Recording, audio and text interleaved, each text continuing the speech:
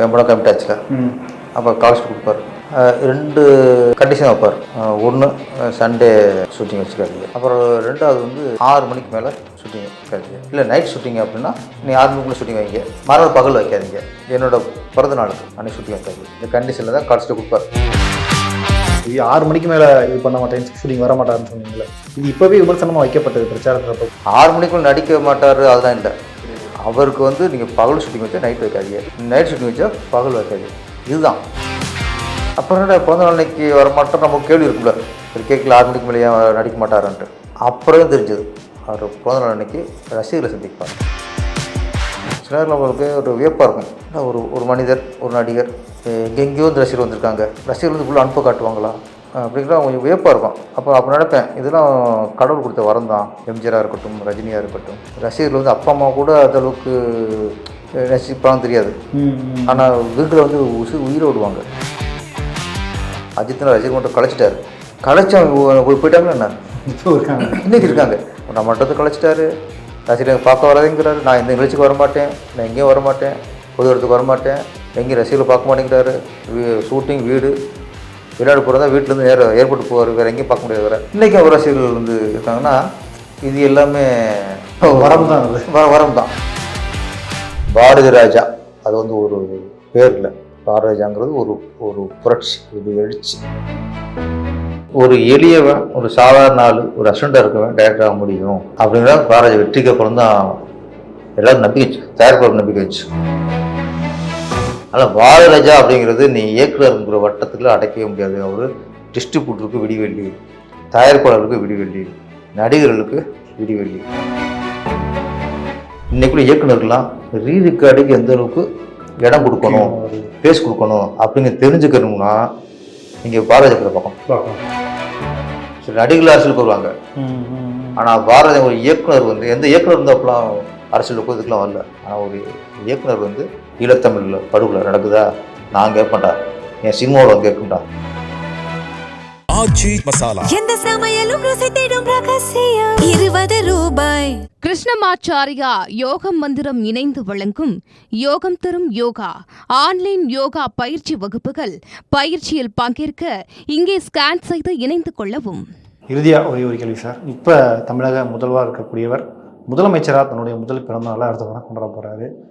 So நீங்கள் அவருடைய பிறந்தநாள் கொண்டாடி இருப்பீங்க, நீங்கள் ஒன்றா பயணித்த அந்த காலகட்டங்களில். ஸோ அவருக்கு உங்களுடைய ஒரு அழகான வாழ்த்தையும், உங்களுடைய அந்த நாட்களில் நீங்கள் அந்த பிறந்தநாள் கொண்டாட்டம் எப்படி இருந்தது, பிறந்தநாள் அப்போ அவர் என்ன பண்ணுவார்ன்ற விஷயங்களை ஷேர் பண்ணிங்கன்னா நல்லா இருக்கும். ஸோ படம் கமிட் ஆகும்போது என் படம் கமிட் ஆச்சுல, அப்போ கால்ஸ் கொடுப்பார். 2 கண்டிஷன் வைப்பார். ஒன்று சண்டே ஷூட்டிங் வச்சுக்காதீங்க. அப்புறம் 2வது வந்து 6 மணிக்கு மேலே ஷூட்டிங் வைக்காதீங்க. இல்லை நைட் ஷூட்டிங் அப்படின்னா நீ 6 மணிக்குள்ளே ஷூட்டிங் வைங்க, மறுநாள் பகல் வைக்காதீங்க. அவங்க உடம்பு பார்த்துக்குவாங்களே, நம்ம நைட் ஃபுல்லாக விட்டு 4 மணி விடுவோம், திருப்பி 9 மணிக்கு குறைச்சிடுவோம். ஆமாம், அந்த மாதிரி எனக்கு நைட் போச்சுன்னா மறுநாள் ஒரு ஹாஃப் டே எனக்கு ஃப்ரீ விட்டுருணும். இதுதான் கண்டிஷனு. இல்லை இப்போ ஒரு சும்மா கேள்வி, இந்த கேள்வி 6 மணிக்கு மேலே இது பண்ண மாட்டேன், ஷூட்டிங் வர மாட்டாருன்னு சொன்னீங்களே, இது இப்போவே விமர்சனமாக வைக்கப்பட்டது பிரச்சாரத்தில். அப்போ கூட 6 மணிக்கு மேலே வர மாட்டேன். இல்லை அது என்ன, அதுதான் சொல்கிறேன். 2வது சொல்லுவார் அவர். அப்படி நீங்கள் நைட் ஷூட்டிங் வைக்கிறாங்க 6 மணிக்கு மேலே நைட் ஷூட்டிங், 6 மணிக்கு கூப்பிடுவோம் நம்ம. அப்போ நைட் ஷூட்டிங் வைக்கிறாங்க நைட் வருவார். நீங்கள் மறுநாள் என்ன திருப்பி காலை கூப்பிட்றாதீங்க. ஓகே. மறுநாள் வந்து நான் இங்கே 3 4 மணிக்கு விடுவீங்க, 3 மணிக்கு விடுவீங்க, மறுநாள் 2 மணி கழிச்சு நான் ஓகே அவருக்கு. நீங்கள் போய்ட்டு 9 மணிக்கு வாங்கினா பார்த்துடுவார். அதே மாதிரி இன்றைக்கி நைட் ஷூட்டிங்னா நீங்கள் பகல் வைக்கக்கூடாது. ஓகே சார், நீங்கள் இன்றைக்கி நைட் சார் 7 மணிக்கு வந்துங்க சார், 7 to 2 அப்படின்னு கழிச்சிட்டு போடுவோம். அப்போ இன்றைக்கி பகல் விட்டுருக்கேன், நான் 6 மணிக்கு 5 மணிக்கு வந்துடுறேன். 6 மணிக்குள்ள நடிக்க மாட்டார் அதெல்லாம் இல்லை, கிடையாது. அவருக்கு வந்து நீங்கள் பகல் ஷூட்டிங் வச்சா நைட் வைக்காதீங்க, நைட் ஷூட்டிங் வச்சா பகல் வைக்காதீங்க, இதுதான். ஓகே. இவங்க என்ன பண்ணிக்க 6 மணி நடிக்க மாட்டாருன்னு இல்லை. நீங்கள் திருப்பாச்சி பார்த்தீங்களா? ஆமாம், கிளம்பி சேர்ந்து நைட்டில் எடுத்தேன், இது பகலில் எடுத்தேன். நைட்டு தான் 5 நைட்டு. அப்போ என்னென்னா நான் நைட்டு வரேன்னு மறுநாள் பகல் வர மாட்டேன், அவ்வளோதான். ஓகே. அது மாதிரி நிறைய நைட் ஷூட்டிங் இது பண்ணோம். இதுலேயே திருப்பாச்சி வெளியே பண்ணோம். அது மாதிரி சிவகாசி அந்த பிரச்சாரம்லாம் பண்ணுவாங்களே, எம்ஜிஆர் மாதிரிலாம் வந்து ஆடுவாங்கள்ல, அங்கே நைட்டில் எடுத்தோம். அது ஓகே. நைட் வருவார்.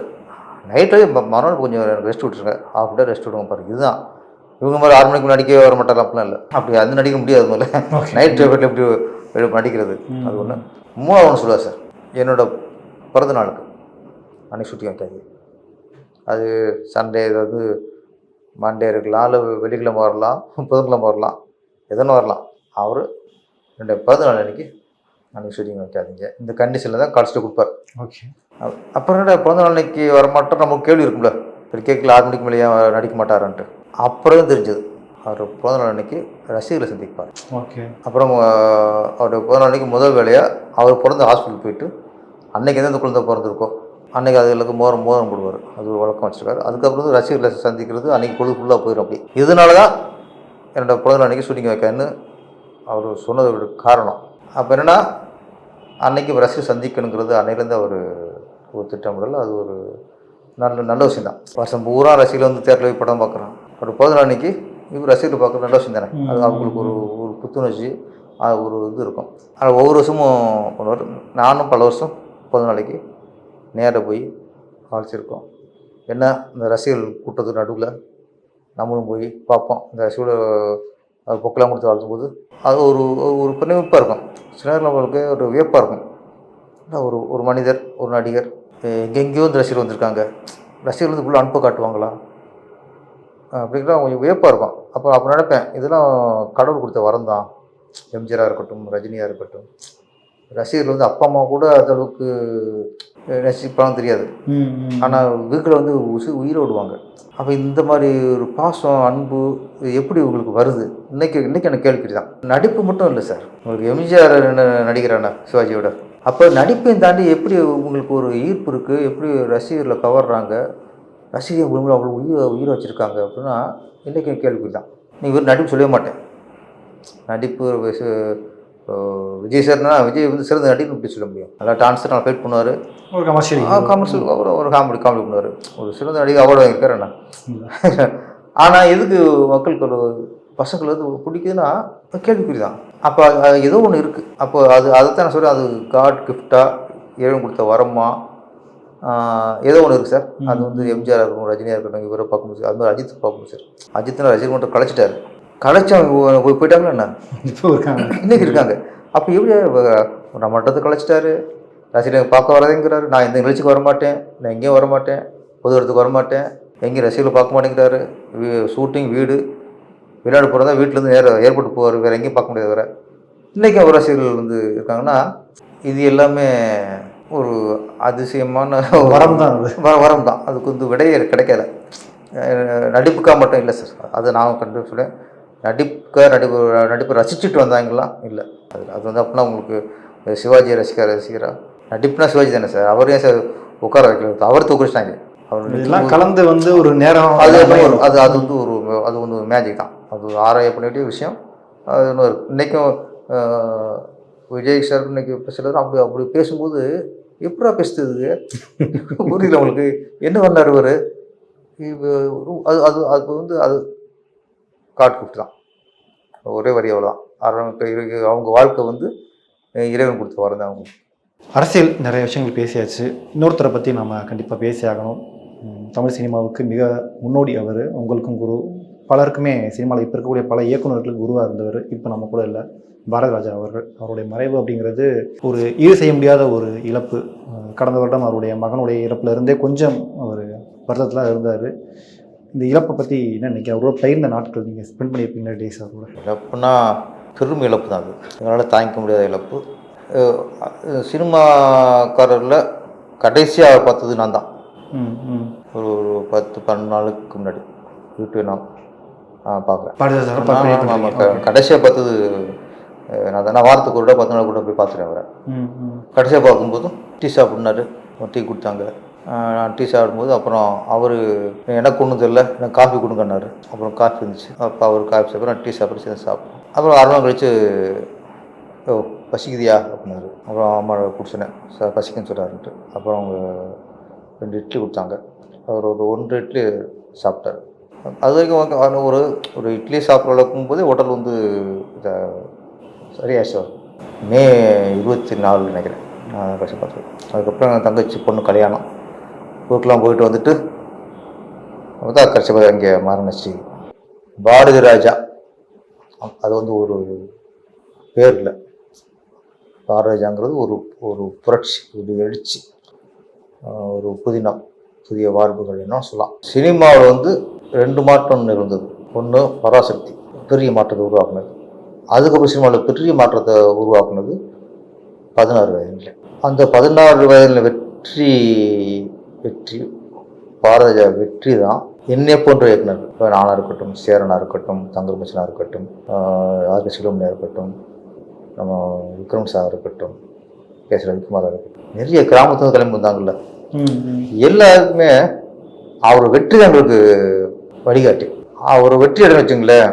நாங்கள் கிராமத்தில் இருக்க எல்லாரும் நிறைய பேர் திறமைசாலிகள் வந்து படம் பார்க்கறதோடு நின்றுருக்கோம். படம் பண்ணுறதுக்கு அந்த வாய்ப்பு கிடைச்சிருக்காது, தைரியம் வந்திருக்காது, எங்களுக்கு தைரியம் வந்திருக்காது. ஏன்னா அவருக்கு முன்னாடி ஒரு 10-15 இயக்குனர் தான். பாரதிராஜா சாருக்கு முன்னாடி சினிமாவில் ஒரு 10-15 இயக்குனரும் தொடர்ந்து படம் பண்ணிருப்பாங்க.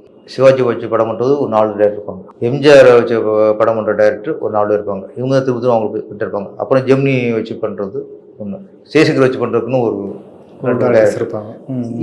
மொத்தமே ஹீரோக்குள்ள அவ்வளோதான், இயக்குனர் மொத்தம் இதுக்குள்ளே இருப்பாங்க. இவங்க தான் மாற்றி பண்ணியிருப்பாங்க. அது மாதிரி தேவபிரியம்ஸில் இருந்தால் 2 டேரக்டர் இவங்க பண்ணுவாங்க. ஏவிஎம்னா அவங்களும் 2-3 டேரக்டர் தான் அவங்களும் பண்ணுவாங்க. இப்போ இவங்க தான் சினிமாவை இருந்துச்சு. ஆனால் இவங்க இல்லாமல் ஒரு எளியவன், ஒரு சாதாரண ஆள், ஒரு அசிஸ்டண்டாக இருக்கவன் டைரக்டர் ஆக முடியும் அப்படிங்கிற பாரதி வெற்றிக்கு அப்புறம் தான் எல்லாரும் நம்பிக்கை வச்சு, தயாரிப்பாளர் நம்பிக்கை வச்சு. இன்னும் தயாரிப்பாளருக்கு எப்படின்னா ஒரு பெரிய நாவலாசிரியர் கதை கேட்பாங்க, பெரிய கதாசிரியர் கதை கேட்பாங்க, இல்லை ஸ்டேஜ் இருப்பாங்களே பெரிய இயக்குனர்கள் அவங்களுக்கு கதை கேட்பாங்க. இதுதான் ஒரு தயாரிப்பாளர் கதையாளர் கேட்பா, பெரிய டைரக்டர் இல்லை பெரிய கதாசிரியர், இல்லை நல்ல நாவல் எடுக்கணும்னா அந்த நாவல் ரைட்ஸ் வாங்கி படம் பண்ணுவாங்க. இதுதான் உதவி இயக்குனர்கிட்ட கதை கேட்குற கலாச்சாரமே அப்போ இல்லை பாரதியாருக்கு முன்னாடி. இவர் ஜெயிச்சதுக்கு அப்புறம் தான் ஒரு அசிஸ்டன்ட் டைரக்டரும் கதை கேட்டு அவனும் படம் பண்ண முடியும் அப்படிங்கிற ஒரு நம்பிக்கை எல்லா தயாரிப்போடு பண்ணியிருக்காங்க. எல்லா தயாரிப்பாளரும் அசிஸ்டன்ட் கதை கேட்கலாம்ப்பா. அப்போ ஒரு டைரக்டர் ஜெயிச்சிட்டாருன்னா நான் சார் நான் அசிஸ்டன்ட்டு சொன்ன கதை கேட்கலாம். இன்னும் அப்படி இல்லை. உங்களுக்கு வந்து ஒரு பந்துலோட அசிஸ்டன்ட் யார் வந்தா, ஒரு பீம்சிங்னா பீம்சிங் தான். பீம்சிங் வந்து 10 படம் ஒருத்தர் அசிஸ்டண்டாக இருப்பார். நான் பீம்சிங் அசிஸ்டன்ட் முன்னோட்ட கதை கட்ட மாட்டாங்க. அது ஒரு சூழல் வேறு மாதிரி உருவாகணும். அது ஈஸியாக கிடைக்காது. இதான் ரேராக நடந்திருக்கும். அது மாதிரி ஸ்ரீதர் தான் போயிட்டுருக்கோம். ஸ்ரீதர் அசிஸ்டன்ட்டு போய் டக்குன்னு உட்காந்து யாரும் அப்பாயின்மெண்ட் கொடுக்க மாட்டாங்க. பாரதிராஜன் ஒருத்தர் வந்ததுக்கப்புறம் தான், அதில் பாக்யராஜன் ஜெயிச்சதுக்கப்புறம் தான், அப்புறம் மணிவண்ணன் ஜெயிக்கிறாரு. புரியுது உங்களுக்கு? புரியுது. அப்புறம் தான் பார்த்தா அங்கேருந்து பார்த்து ஜெயிக்கிறார். அப்புறம் தான் ஓகே உதவி இயக்குனர்கிட்ட கதை கேட்குற கலாச்சாரம், உதவி இயக்குனர் கதை கேட்டு நல்லா இருந்தால் அவங்க படம் மட்டும் வாய்ப்பு கொடுக்கலாங்கிற ஒரு நம்பிக்கை, ஒரு தைரியத்தையும் ஒட்டுமொத்த தயாரிப்பாளருக்கு கொடுத்த ஒரு இயக்குனர் யாருன்னா பாரதிராஜா. ஒரு மிகப்பெரிய ஆலமரம்ல அவர் கீழே வந்த விழுதுகள் தான் பாக்யராஜ். ஆமாம், அவர் வந்து பாக்யராஜ், அப்புறம் பாண்டியராஜன், அந்த பக்கம் சேரன், அப்புறம் இன்னைக்கு ஒரு பாண்டியராஜ் வரைக்கும் நிறைய அவருடைய விழுதுகள் தான். இன்றைக்கும் அந்த விழுதுகள் தான் இன்றைக்கி சும்மா தாங்கிட்டு இருக்கு. இது இல்லாமல் நாங்கள்லாம் விழுதுகள் இல்லாமல் இருக்கலாம், ஆனால் அந்த மரத்தில் வந்து உட்காந்த பறவைகள் நாங்கள் அது எங்களுக்கு சரணாலயம் மாதிரி நிறைய இயக்குனர் இருக்குது. அப்போ நாங்கள் பாரதிராஜாவும் ஜெயிச்சதுனால தான் எங்களுக்கு நம்ம கிராமத்துலேருந்து நம்மளும் ஜெயிக்க முடியும் நம்பிக்கை எப்படி வரும் எங்களுக்கு. பந்தில் 10 வருமா, ஸ்ரீதர் 10 வருமா, பாலச்சந்தர் 10 வருமா, வேறு யாருக்கு தெரியும்? பாலச்சந்தர் பார்த்து எத்தனை பார்த்தோம், நம்மளும் ஜெயிக்கணும் எங்களுக்கு இப்போ எப்படி நம்பிக்கை வராது. பாரதிராஜா அப்படிங்கும்போது கிராமத்தையா பெட்ரோல் போட்டாலியா, அது என்ன அதுதான் சொல்கிறேன். வந்து பராசக்தியை விட பராசக்திங்கிறது ஒரு சினிமா உலகத்தை ஒரு திசையை மாற்றுச்சு. ஒரு புராண படங்கள், மன்னர் படங்களாக இருந்த காலத்தில் சமூக படத்துக்கான ஒரு அங்கீகாரத்தை உருவாக்குனது பராசக்தி தான். ஆனால் இது யதார்த்த கதைகள், கிராமத்து கதைகள், ஒரு உறவுகளுக்குள்ள ஒரு இது அப்படி இல்லாத ஒரு கேமரா தூக்கி கேமரா ஸ்டுடியோக்குலாம் கிடைச்சி. அப்போ ஸ்டுடியோ, வாகினி ஸ்டுடியோ, ஜெமினி எல்லாருக்கும் ஸ்டுடியோக்குள்ளேயும் போகும்.